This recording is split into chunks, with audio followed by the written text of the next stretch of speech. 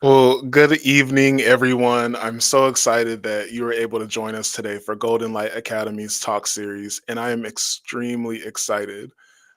When you watch this, I will have just gotten back from a 10-day silent meditation retreat called a Vipassana retreat. And so I'm really excited about that. And it's interesting because today I titled this episode Soft Power, Chronic Illness, Black Womanhood, and Leading While Tired.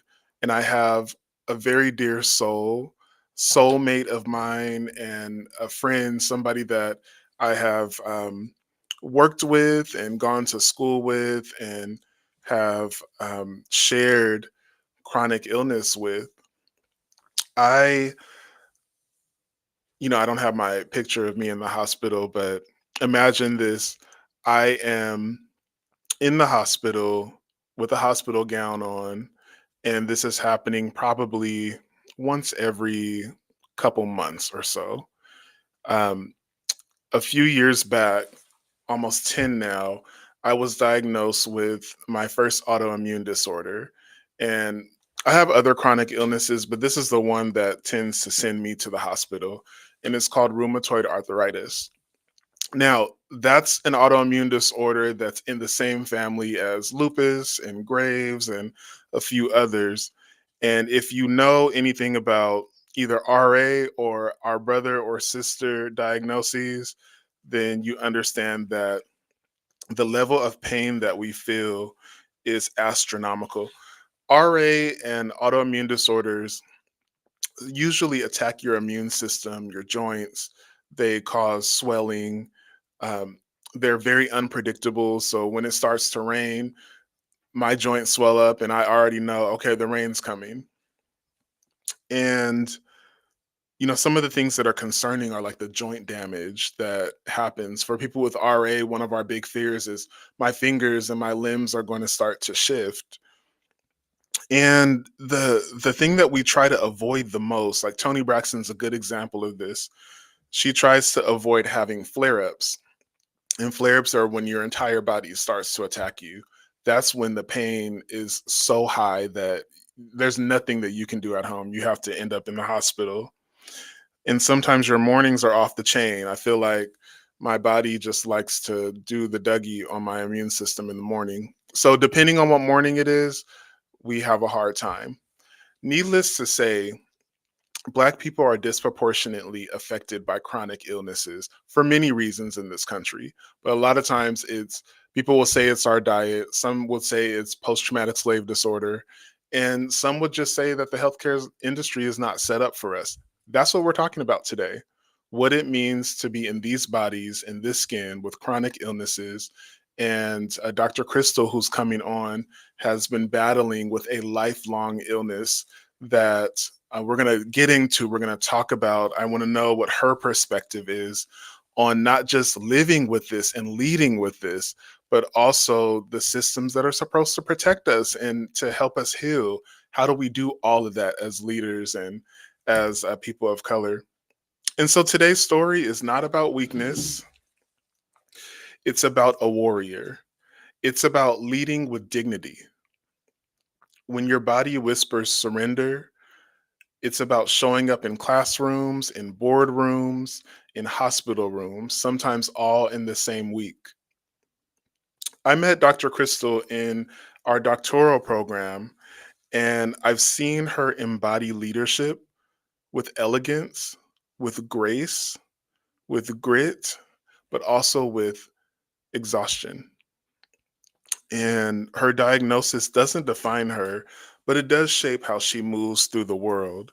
And the truth is, many of us work alongside these warriors every day and never know the weight that they carry. This is not just about chronic illness, it's also about soft power.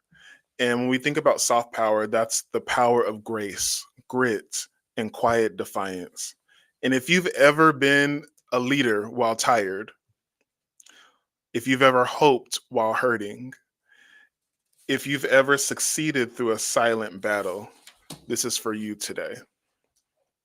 I just wanted to bless us with Miss Taylor Swift. And, you know, I'm not going to do too much with Taylor Swift because I don't want to get canceled by her fans. But outside of her beautiful gowns, I do want to say that Taylor Swift wrote this song off the Lover album.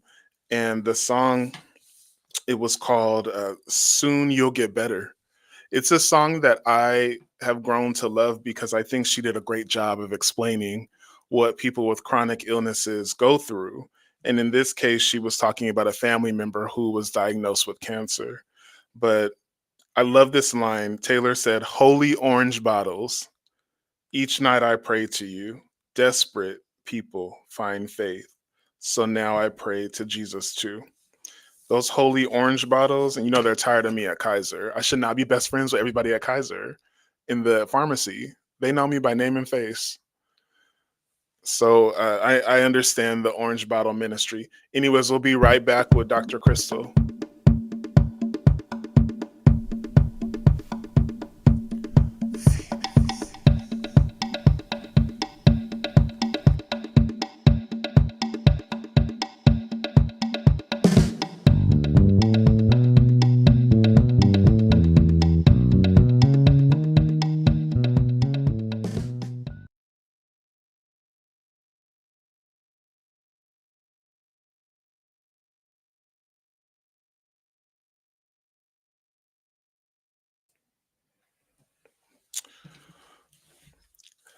Dr. Kristyl Smith-Brown has been an adjunct professor of psychology at 3 colleges, including Pepperdine.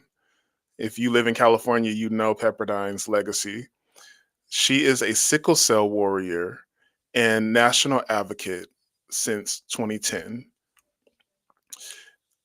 She has a doctorate of psychology with a focus on organizational leadership. We actually went to the same program together, and she was an incredible cohort mate.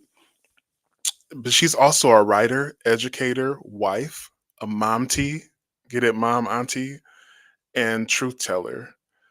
And I, in particular, love that she's the dean of operations for Tarzana Treatment Centers College, which is the college that I worked really hard to conceptualize and grow 5 years ago. And she's killing it over there. Dr. Kristyl is a well sought after public speaking professional. And so I want you guys to know, after you watch this today, you are going to want to hire her to come in and do some public speaking. I've been with her on the road and I've seen her in action, and she makes changes wherever she speaks. Dr. Kristyl doesn't just lead in organizations, she leads with transparency, truth, and tenderness. She is who you call when strength needs softness. Okay, guys, welcome Dr. Kristyl Smith-Brown. Hello, hello. Thank you for having me, Dr. Golden. Dr. Kristyl, first and foremost, you're an angel. And what they don't know is that we recorded an entire episode and we had to run it back. And so I'm really excited to talk to you today. I don't have any of the pictures that we plan to do, but that just means that our conversation is going to be divine and exciting. So, welcome to the show. Welcome to Goldenlite Academy. Thank you, thank you, thank you. I'm happy to be here. I don't know. It's kind of weird because I don't know if you remember this years ago. You asked me if you could do anything in the world, what would you do? What would bring you the most joy? And I said, teach people how to lead, teach Mm-hmm. people how to be servants. And look at where we Mm-hmm. are now. Mm-hmm. Now they Doing can't get rid of me. it. No matter how hard they try, but that's what happens when you're walking in your purpose. There's always going to be somebody that says, this person isn't lining up the way I want them to line up. They aren't performing the way I want them to perform. But when you're walking in your purpose, you just have to accept the chitter chatter and keep walking. People are gonna love you, and they already do. But everybody who watches this on LinkedIn, they're gonna fall in love with you. What I think is interesting is you're such a profound leader. People admire you. I've had people come to me and say, "I want to be just like Dr. Kristyl when I get older," but I want to go back because we're talking about chronic illness. We're talking about leadership. We're talking about blackness. Um, Tell us about a little bit about yourself and what you've had to overcome and deal with over these years. So let me just start from the beginning. Having sickle cell anemia is a disease that you are born with. So I don't know what it's like to not deal with the chronic pain, issues around vertigo, particularly once I hit adolescence. I've even lost my hearing as a result of the consistent medications and other issues. Sickle cell causes a bunch of other secondary issues. So you're never just dealing with the pain, you're also dealing with the impacts that it has on other parts of the body function. So I have hearing aids now. Thank the Lord that my family was able to pull some money together so I can hear the world again. But I'm always having to navigate a new thing, and I've had to learn how to get comfortable with constantly being uncomfortable in my own body to some degree. There's always a discomfort, there's always an inconvenience, something doesn't feel right. I never feel like I'm at my optimum level of what my body could be doing. And I had to make a decision in high school and again in undergrad if I was going to let that uh, change my course, change my passion. And I've always been a passionate person. I'm incredibly empathetic. I'm very intuitive. I feel everything happening around me. So it's hard to quiet yourself when you can see the red flags happening all over the place. And I know I'm one of few people that can see it. So I decided that I'm going to live and overcome. Well, not, I don't want to say overcome. That sounds not real. I'm going to live through feeling uncomfortable, feeling pain, feeling sometimes discombobulated because I can't necessarily hear everything that's happening all around me in certain environments.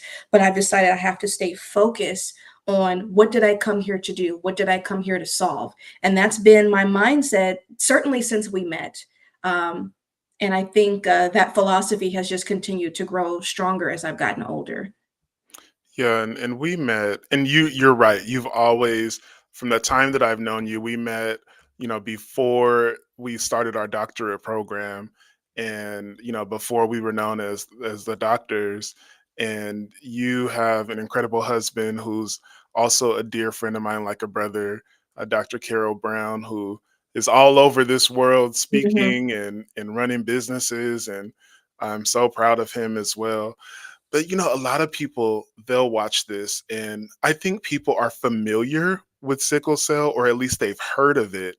In the Black community, we always heard that it disproportionately affects Black people. Yes. But I wonder, can you conceptualize for the audience what sickle cell is and how it show how how you've discovered it throughout your life?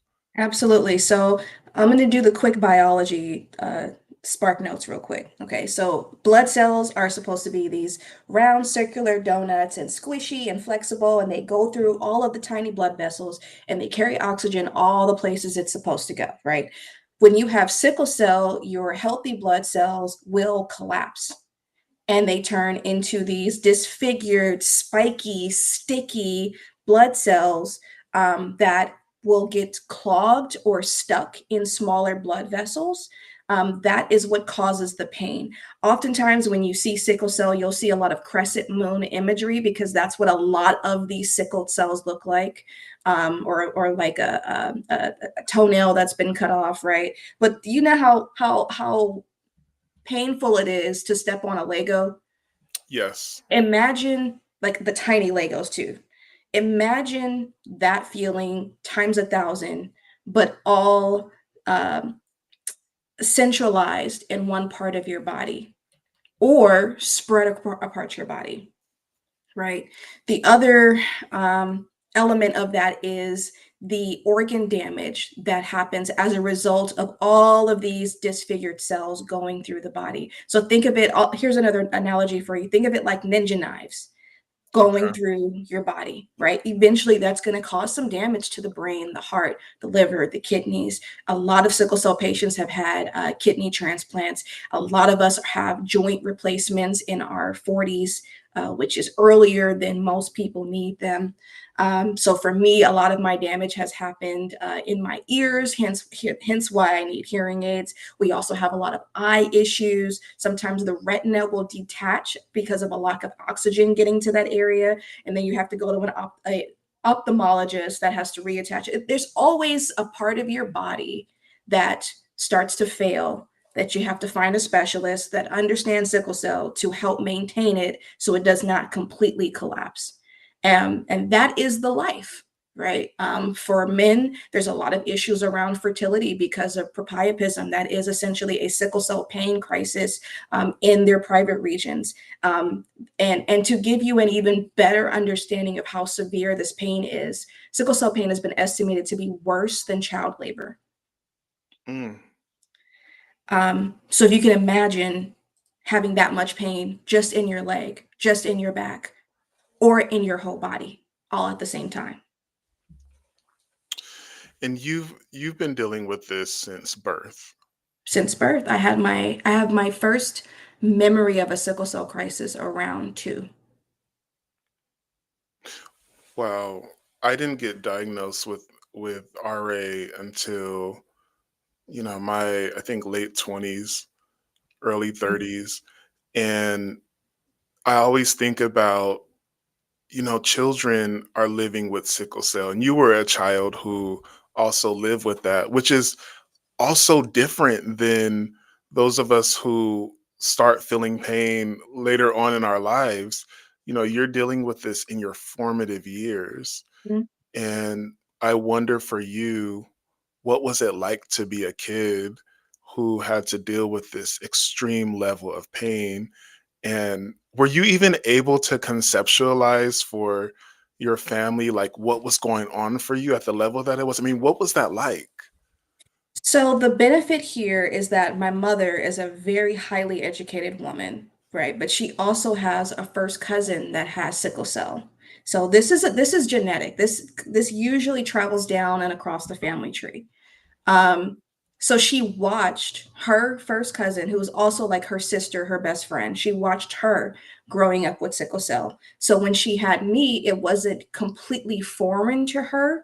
I'm also blessed to be a 90s baby because at least by that time we had the newborn screening program, which alerted parents within a couple of months if their child was diagnosed with diseases like sickle cell or thalassemia and all the other variations of sickle cell. So there was just more support at that time, more understanding. So my mother did a really good job at helping me to understand what's happening, why this is happening, and what I can and can't do.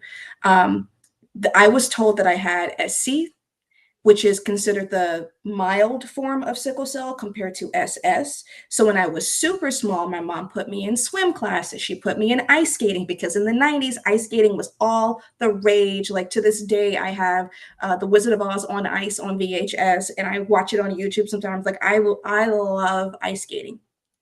So she Yeah. put me in it because Listen, it was something. people don't know about Tanya Harding and them from back in the No, day. oh my God. That was a little bit before my time of falling into the love of ice skating. I'm more of a oh, what is her name? Michelle. She's Asian.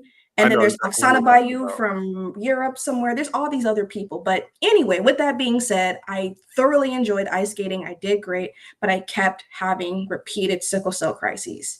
So by the time I'm 4, I have to fully accept that I limitations, which most 4-year-olds are not thinking about limitations. They're trying to jump off of a tree and, climb the tree all over again after they fall and they hurt themselves. So it created a fear of pain overall, which created a fear of using my body to the full extent. I think I otherwise would have been a very athletic child. I wanted to dance. I wanted to do all the things, but I was always afraid. And I think to some degree, my mother was afraid too. So what that meant was I had to find something else to do with my brain. So I became obsessed with books. I'm a massive Harry Potter fan. Shout I out to Dumbledore. shout out And to Dumbledore they said and I was team McGonagall. Slytherin, but I'm gonna I'll leave that. We'll just reject that. Yeah, I reject We that. don't know if we don't know if those surveys are culturally competent. Right. So Um, but yeah, I began writing. I had a very nurturing grandmother that also loved literature, so she encouraged me to write. I started writing short stories when I was a kid, and that was the birth of me becoming a writer. So I found ways to cope. And I also was blessed with a wonderful all Black private school where the teachers would come to the hospital Wow. to make sure I was still getting the lesson plan. And then I'd come back to school and get all the answers right, and the kids would hate me. So And talk about I, leadership in action. I mean, my teachers were like, "Here's a packet." Um, right. but you brought up your mom, and I love Miss Shauna. I think she's a great example of somebody who you don't play with, and Hmm. she's strong. She's a lawyer. I've seen her teach in healthcare and in law and ethics. Um, it sounds like she was really important in advocacy for you growing up. And can you tell us a little bit about what how she showed up as a mother for you? Absolutely. My mother's my anchor. Let me just start there. That's my 5'2.5" anchor. When I first started going to Children's Hospital at 6, the year is 1997. Okay, we're still wearing block color jackets, all the Hey, things. Children's Hospital did not believe that I was as sick as I actually was because I have the mild version of sickle cell SC, but I was actually having SS level problems. The frequency of my pain episodes did not line up with what their books told them about type SC. So my mother said, okay, well, since you don't believe me, I'm going to bring Kristyl to the hospital every single time she has a pain episode so you guys can take blood and see how much pain she's actually in. wow. So because of her advocacy and her constant her resilience, her willingness to go up against a well-established and reputable healthcare institution and say, you guys got it wrong this time. Not that everything is wrong, but you guys got it wrong this time. And she knew her rights and she knew how to be resourceful and figure out how to get what I needed. So because of the work that her and parents like her did, there are now protocols at Children's Hospital. So when sickle cell patients, when child sickle cell patients come in, they don't have to wait in the waiting room. Because I mean, you could be in there waiting for hours. Yes. Now you go straight in, you go straight to vitals, you get your IV fluids, you get a hematologist to help get that pain down. Because if they don't get that pain level down, that's when the organ damage starts. That's when the risk for stroke and seizures start. And then we lose our kids. Shout out to Children's Hospital and my friends over there. I'm going to be speaking soon with their nurses and resident staff and kind of inspiring them on some cultural humility and other things. But to hear that you guys provided that level of advocacy is really phenomenal because it's no shock to me that then you become this big leader because one, you're raised by someone who's an incredible leader, but Mhm. then your experience with medicine and with the medical system, it helps to create this like ultra empathetic Mhm. person, Mhm. which over I overstand that. I mean, I when people go through things, I feel it in my body. And I Mm. have, that's my current struggle right now is trying to make sure that I can set some boundaries around my emotional empathy for other people. It's really difficult as a servant leader. Yes. But did you have a moment where you realized that as a budding leader, you might not even known you were, but that your illness would make decisions for you sometimes. Did that ever happen where you realized that? It still happens. I think I've gotten better at accepting that it's going to happen, but the first time that I remember being in a leadership role and realizing, oh my God, I can't do what I intended to do today, was probably my first full-time job. I was somewhere around 25, small organization, amazing organization, and we were doing conferences. And I was in charge of doing some of organizing, I think, volunteers or something like that. And I had a plan, I had a strategy, I knew how to make sure people got what they needed, and we still got everything done. And I had a whole system. And then I had a vertigo attack. Wow. And I couldn't stand, I could barely walk, I was nauseous, and I almost had to be carried back to my hotel room. And of course, I communicate this with my team and my boss, and they're incredibly empathetic. Again, it was a great team of people.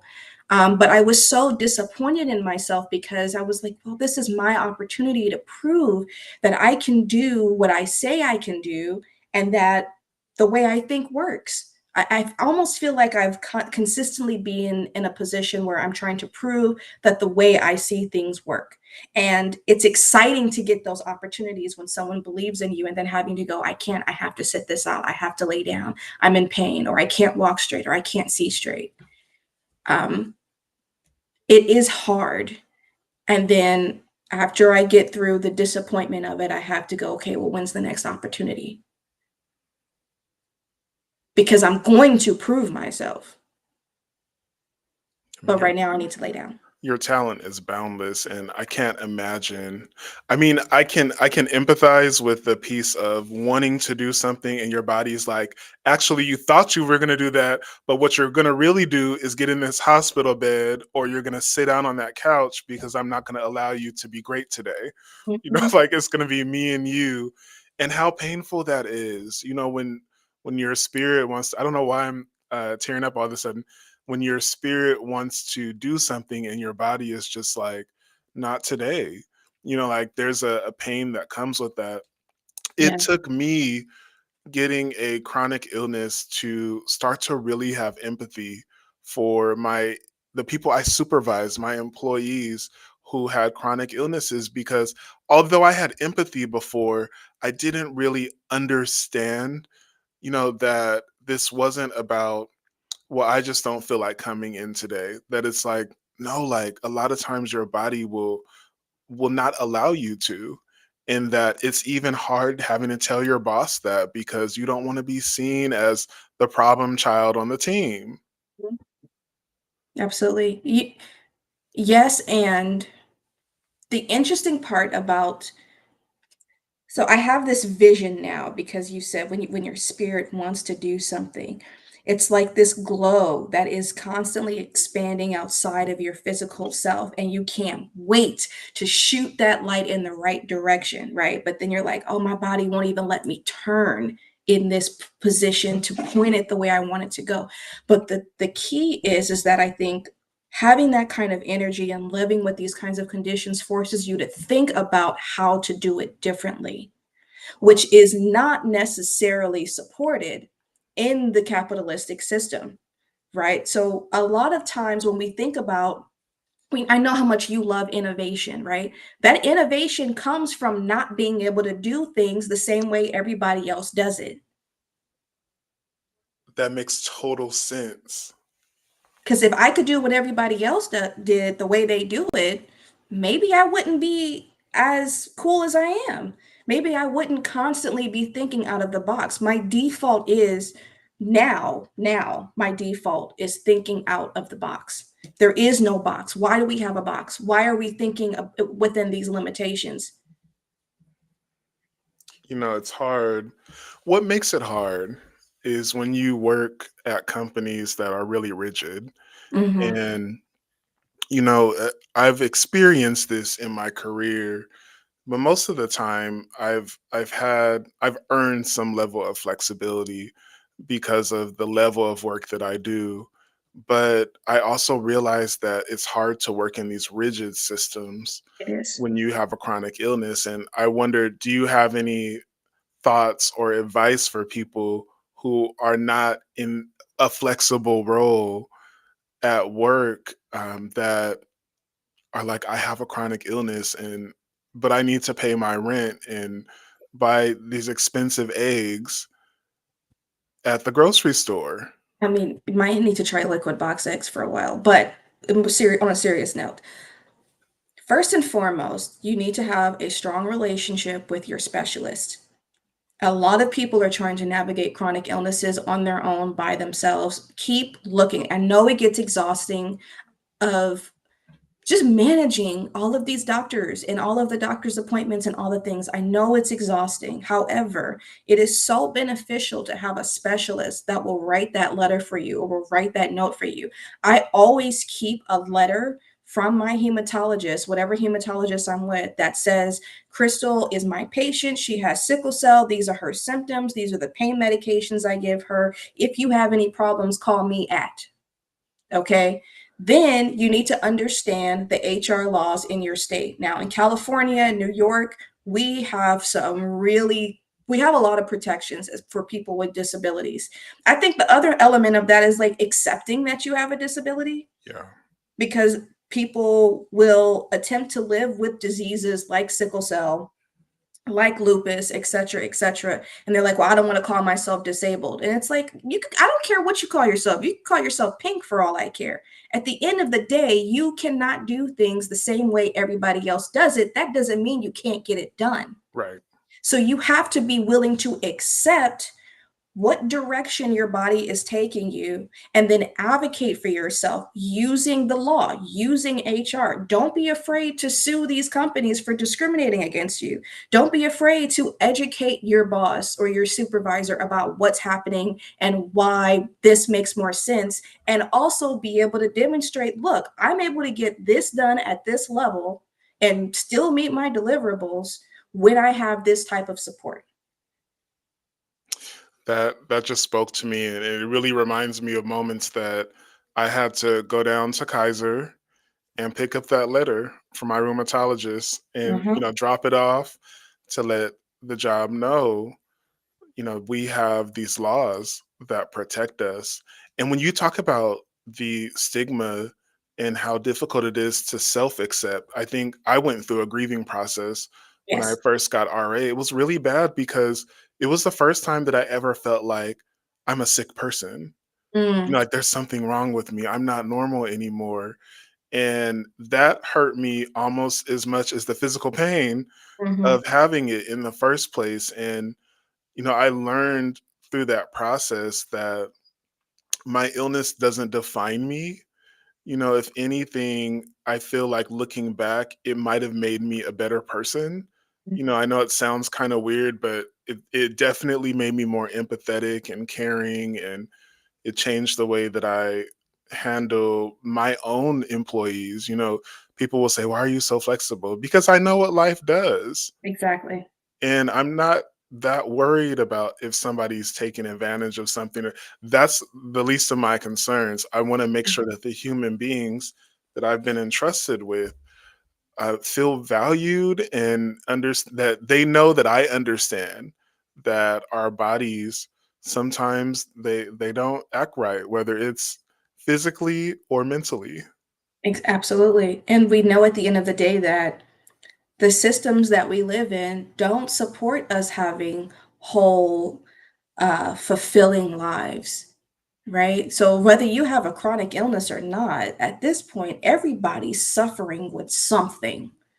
So if I know that, I know what I'm dealing with, and what I'm dealing with might be uniquely painful in its own way, but that doesn't mean that my staff aren't still dealing with something that they may or may not feel comfortable confiding in me in. So my thing is, okay, I see you, I know something is happening with you because I can feel that something is happening with Mhm. you. So let's get down to, what do you need right now?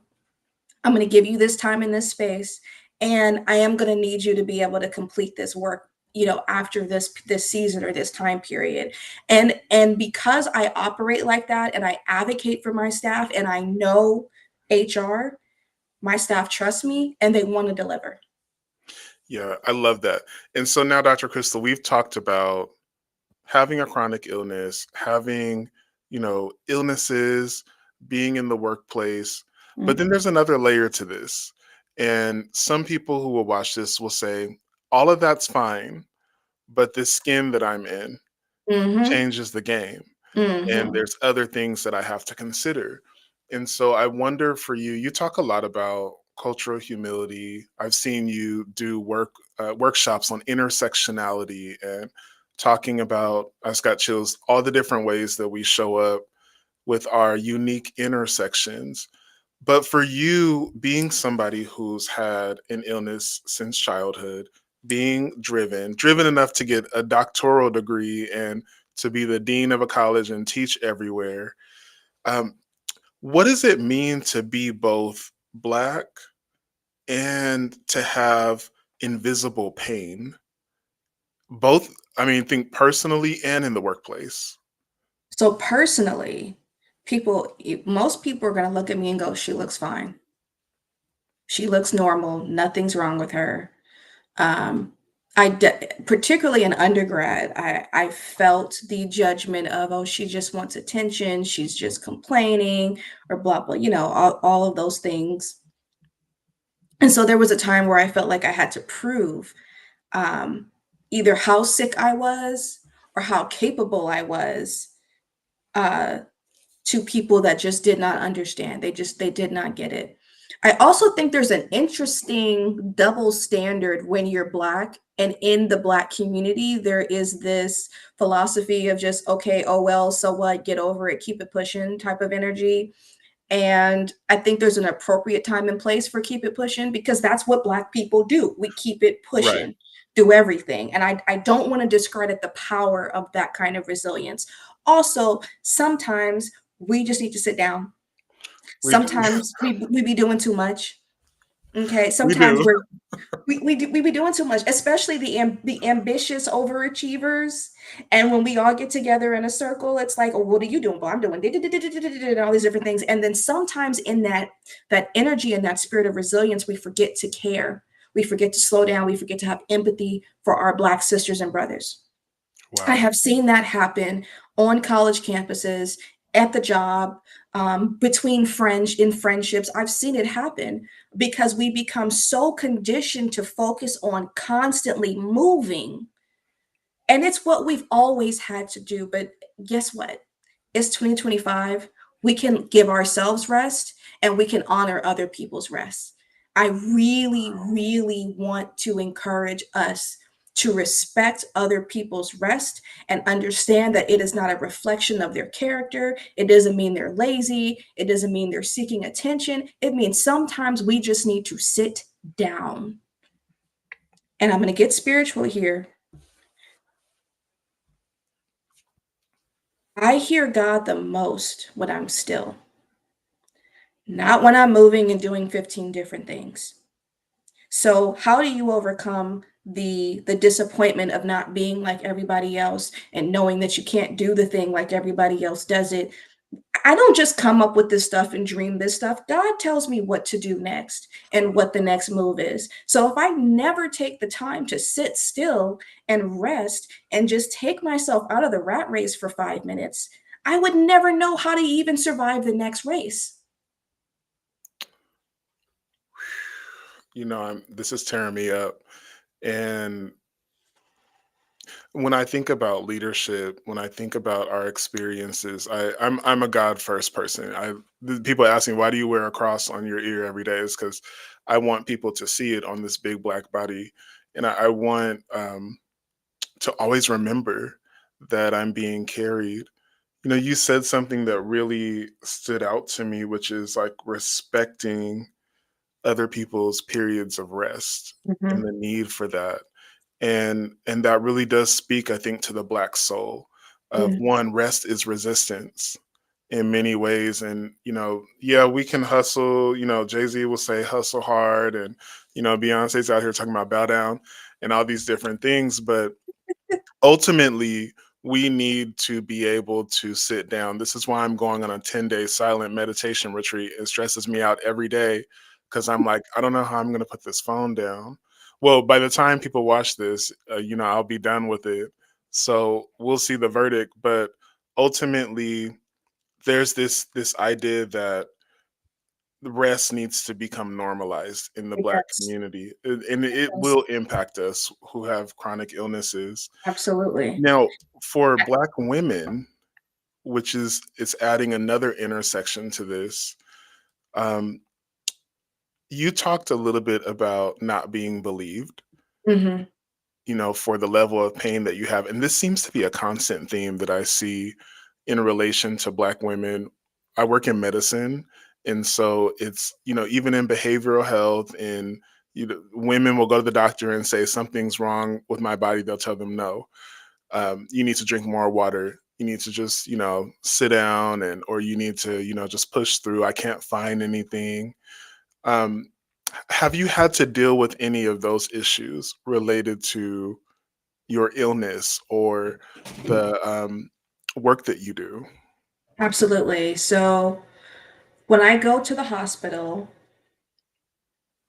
I have had to learn how to perform Blackness in a way that I know makes other people comfortable. And those people are not always not Black. Sometimes it's also other Black people or people of the African diaspora, right? Because They say all skin skin folk, folk ain't kinfolk. mm-mm. I've had experiences where I've had people from the continent pretty much just straight ignore me and be very aggressive, even when I'm trying to be patient and respectful, which I'm always respectful.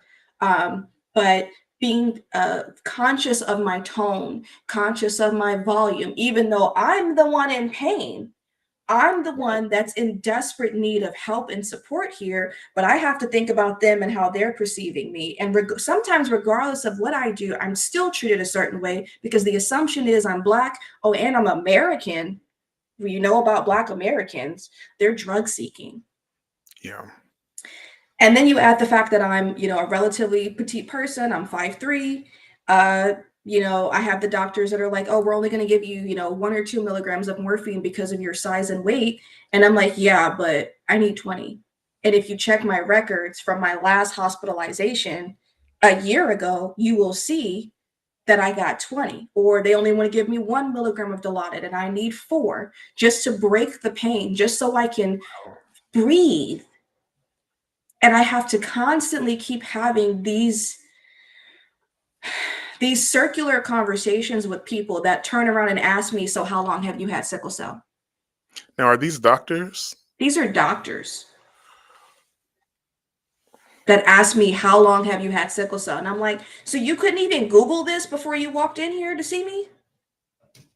How long have I had sickle cell? When my mommy's egg and my daddy's sperm had a date. That's how long I've had sickle cell. And that's the answer I give them. Conception. I love So it. since you couldn't Google my disease that I've lived with for 30 plus years, you don't really have a whole lot of leverage to tell me how much pain medication I should be getting, particularly when you could just read my records. So people are in this field, they don't do their job. They don't even do the preliminary research they're supposed to do before coming to see a patient. So not only do I have to teach you about my disease, I have to then convince you to listen to me because I'm a woman. Oh, and I'm petite. Oh, and I'm American. Drug seeking. I'm more of an expert on this disease than any ER doctor. For sure. Which is so strange. I I just I can't wrap my mind around being a doctor and not knowing these things, or not preparing. I know you can't know everything coming out of med school, but I mean, pain, sickle cell, these seem like really important things to know when this is your field. Yeah, well, we know pain management is lacking in so many ways. But the irony is that they'll over medicate people for a back injury and then under medicate people that have a life that literally live with labor level pain. Can you imagine a 10-year-old having pain higher than that of a woman in labor with no epidural? And then to tell that kid and their parent, we're not going to give them this much.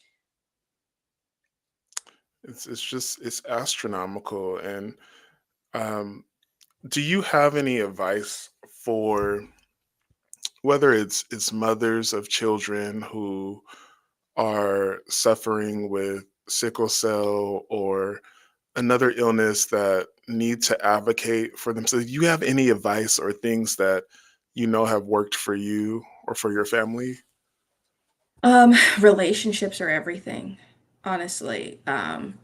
If you are lucky enough to have a hematologist that you trust, then I would try to only go to the hospital that that hematologist has jurisdiction over, first and foremost. If you can't find that a good hematologist, try to find a local organization. Like there's the Sickle Cell Disease Association, and there's a bunch of other ones depending on what, where you live. But in California, for example, there's a ton of sickle cell based organizations. So it's really, they know where the good primary care physicians are.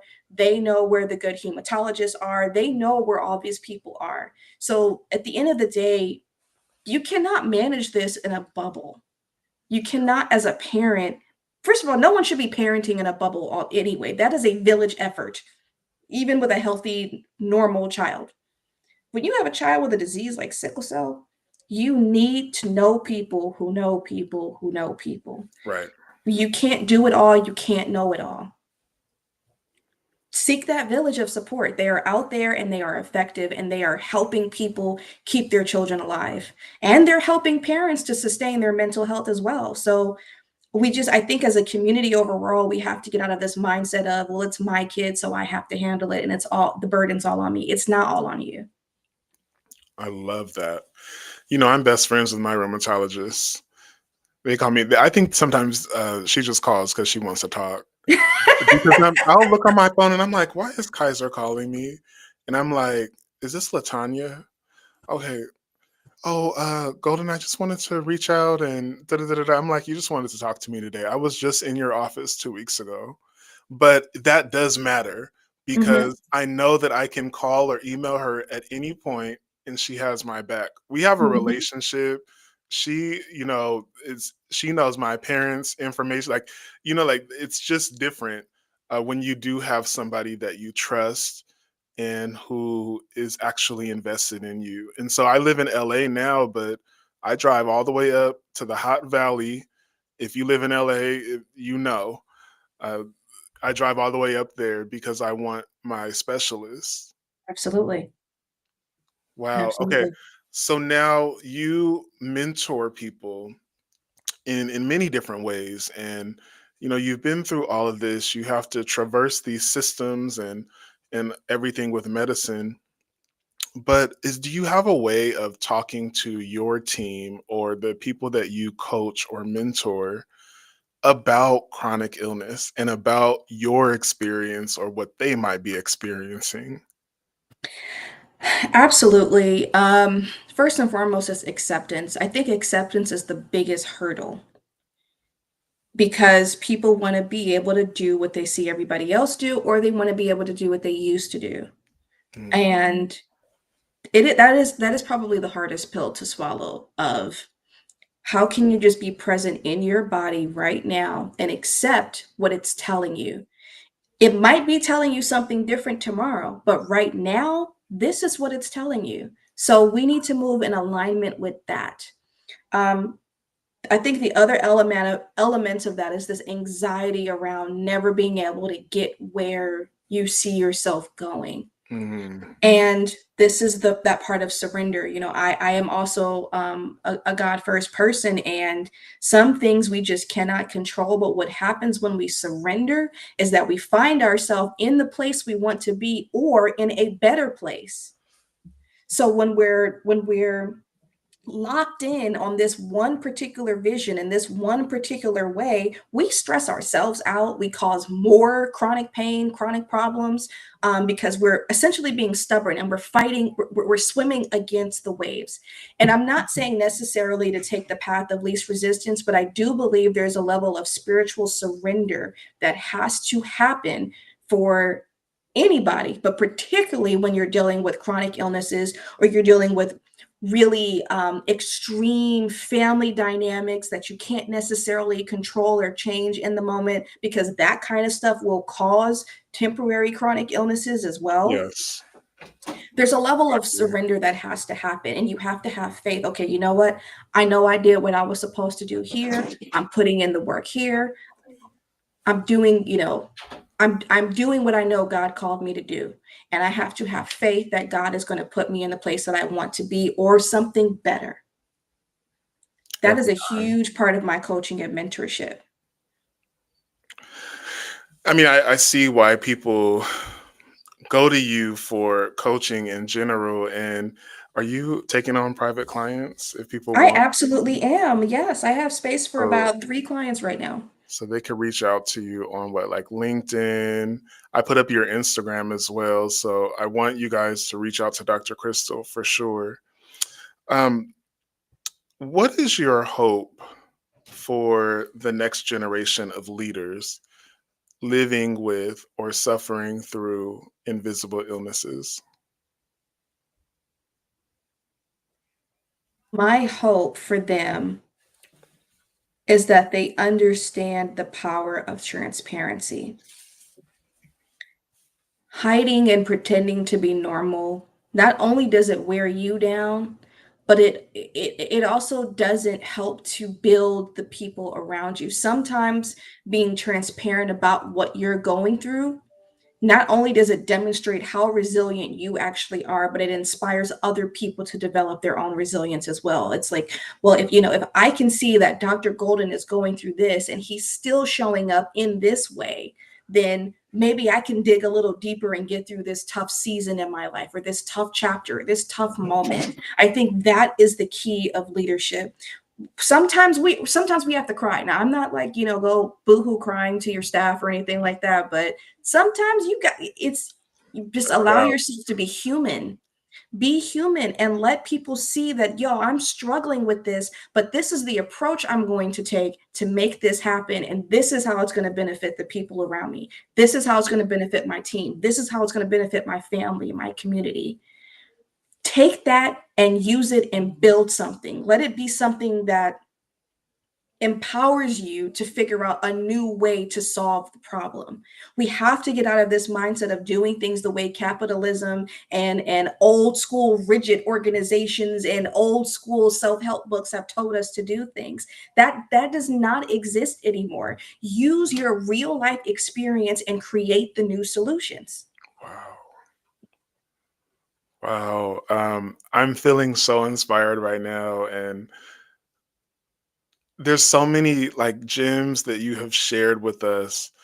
Um, but this idea of transparency, and I talk to people all the time and I talk about the power of vulnerability and just being authentic in who you are. We don't always have these great days. Like it doesn't change who you are because you say, you know what, I'm a little low today. My RA's acting up, my sickle cell's acting up. Like there's something going on. I found that people have respected me a lot more Mhm. for telling the truth. I found that when I say, guys, I'm not feeling well today, they will wrap their arms around me. They'll dig in and provide some extra support, maybe do some things that I couldn't do. Mhm. And that's been my experience. And I hope that everybody who's watching um, can really understand that.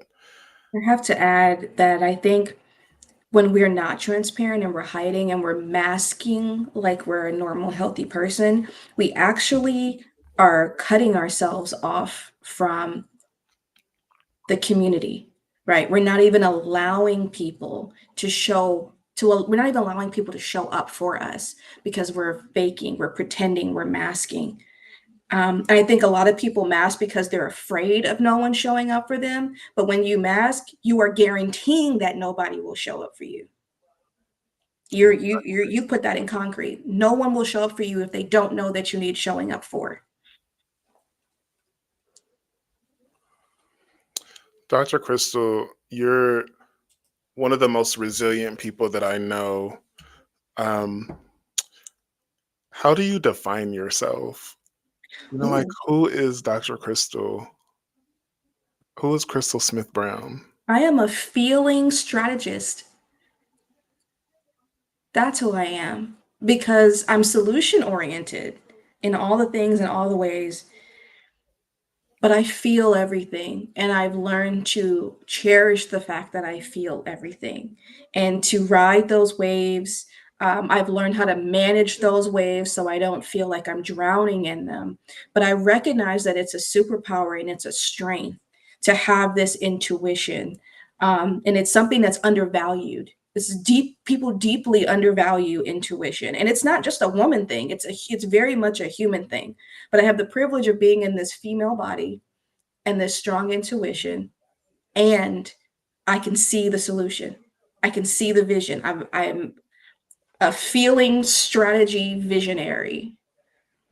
You are, and I'm so grateful. I love you so much. I think that you have this incredible light that you give the world and other people, whether it's speaking or teaching or leading teams or coaching people. And I've just been so happy to see you thrive and to really inspire all of us. And so I'm just grateful to know you and that you were able to come onto Golden Light Academy Talk Series and talk to us. I know everybody who watches this on LinkedIn and YouTube, they're going to be blessed and they're going to share this with other people. And um, this is a conversation that doesn't happen often, if at all.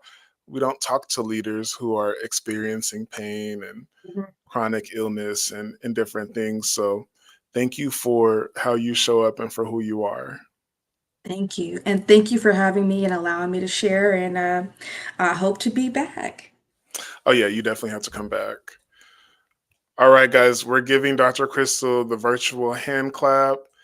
And let's say I'm really full right now. I took a million notes. I'm always writing notes because I'm learning anytime I have these conversations. But some of the things that she said that stood out to me, innovation can come from some of our darkest and deepest experiences, and the power and the necessity that Black women are believed when they talk about what's going on for them. Having a strong relationship with your specialist is something that we have to do, in normalizing this pain that we're in and these circumstances that we're under. Understanding the protective laws for people. Now, you don't have to have a chronic illness, you don't have to have an illness at all to learn about these protective laws. And so I really appreciated that. Um, we can respect other people's periods of rest. And that's something I'm definitely taking with me. The power of surrendering. And my favorite part was when she said, when we listen, the best way to listen to God is to be still.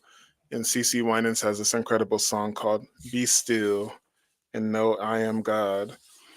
And so I want to leave you guys with a couple things. Dr. Kristyl reminds us that leadership doesn't always roar. Sometimes it whispers, I showed up anyway. Her body has been through more than most of us can imagine, but her spirit continues to teach. Let this episode be a mirror for all who lead through pain and proof that the power we carry can't be diminished. If this moved you, share it with someone silently fighting to stay afloat. Let them know they're not alone. And to every warrior watching, we see you. I'm going to leave you with the words of Taylor Swift.